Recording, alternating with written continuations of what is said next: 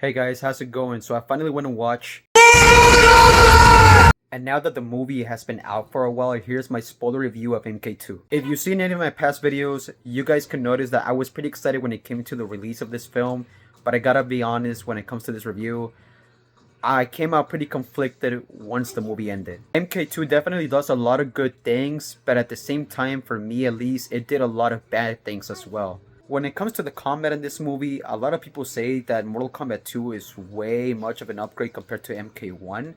But if I gotta be real honest with you, at least for me, 50% of the fights were a major upgrade and the other 50% were just a drag to watch. For example, any fight that has to do with the character of Liu Kang is just a spectacle to watch. His jumping, his kicking, his combos, everything about him is just so fluid, so masterful.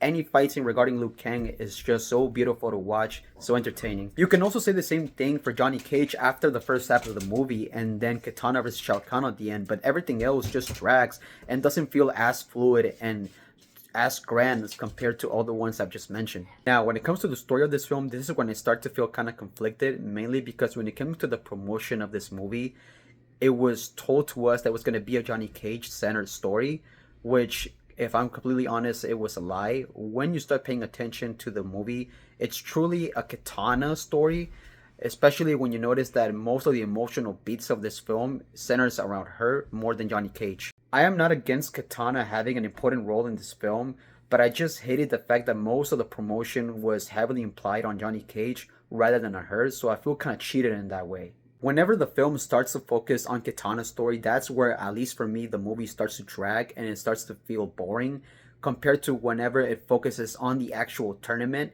and then you just see all the other characters interact with each other and fight each other. That's where the movie truly shines to me. When it came to Shao Kahn as the villain for MK2, I would say they definitely succeed in not only making a great design for him, but making you feel his presence in every part of this film, especially when he fights and he starts swinging that hammer. You can feel the danger of being anywhere close to him. So great job on that part. But my main issue with this film definitely has to do with the character of Johnny Cage. If you truly pay attention to what's happening in the movie, they don't really give him much to do. He loses to Katana at the beginning. He barely gives a fight. He starts running.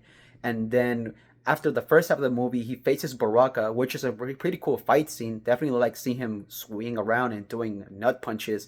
But after that, he faces a clone of Noob Saibot, not actually the actual Noob Saibot. I mean, he gives the final blow against him. He helps destroy Shinnok's amulet, if I remember correctly. But other than that, compared to everyone else, like Katana and Liu Kang, Johnny Cage doesn't really do that much, or at least he feels more like a jobber in this film. And I know in most games that's what he is, but when it comes to the last ones like MK9, especially MK11, MKX, where he defeats Shinnok at the beginning, I don't know, Johnny Cage just feels so sidelined compared to the rest of the characters in this film, and I definitely didn't like that. For me, at least, the biggest highlight in this film is definitely anything to do with Liu Kang's character. His adaptation in this film is so faithful to the games, and his fight scene between him and Kung Lao is just such an entertaining thing to watch. Nothing comes close to it. Now, based off popular opinion, I definitely think what I'm gonna say is a hot take, but if I had to choose between both films, MK1 and MK2, I would go for MK1 simply because story-wise, it's way better structured. And I know everybody hated the fact that Cole Young was the protagonist for the first film. If I had to be completely honest, he wasn't that bad.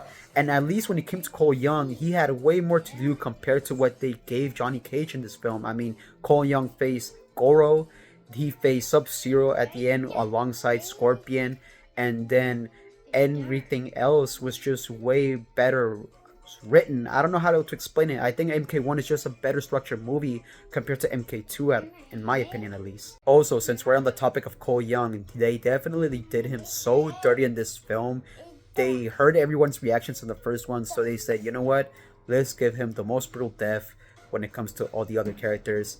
And I just feel so sorry for Cole Young. Dude definitely deserves better. I hope if he gets revived the next film, they bring him back as Kenshi or something better, because dude did not deserve what he got in this film.